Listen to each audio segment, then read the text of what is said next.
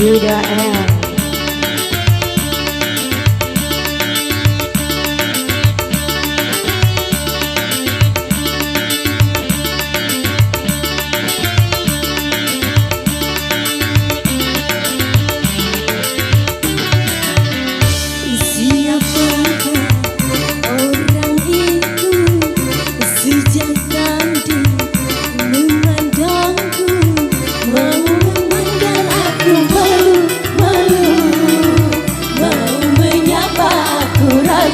Ragu, tapi aku secara diam-diam memperhatikan dia dalam.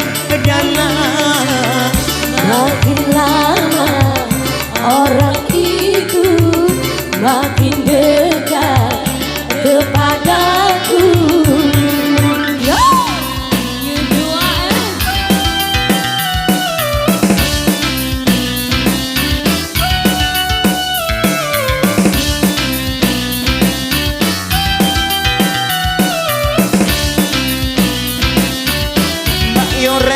Sedikit saya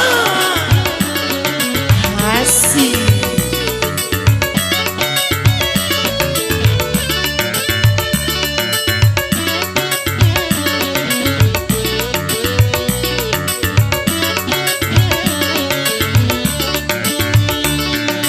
Ketika dia di hadapanku, aku tertunduk tersipu malu.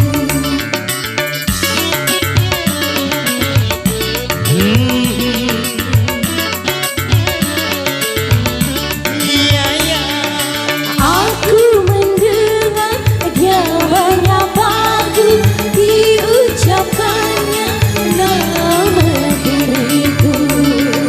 Aku pun menjadi heran sekali, dari mana dia tahu namaku, sedangkan bertemu baru di sini, itu pun untuk yang pertama kali.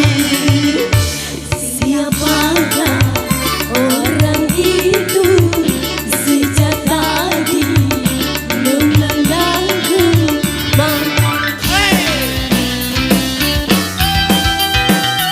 Yuda L.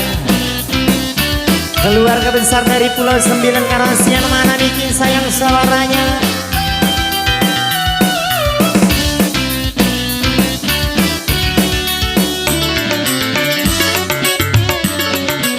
Hey, yang di depan bunda digoyang dong.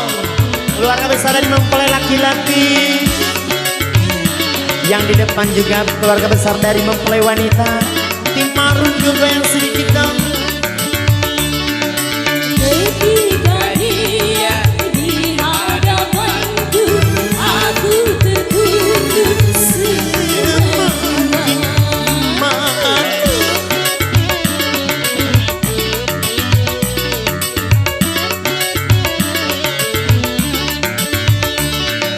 Aku mendengar dia menyapaku, diucapkannya nama diriku.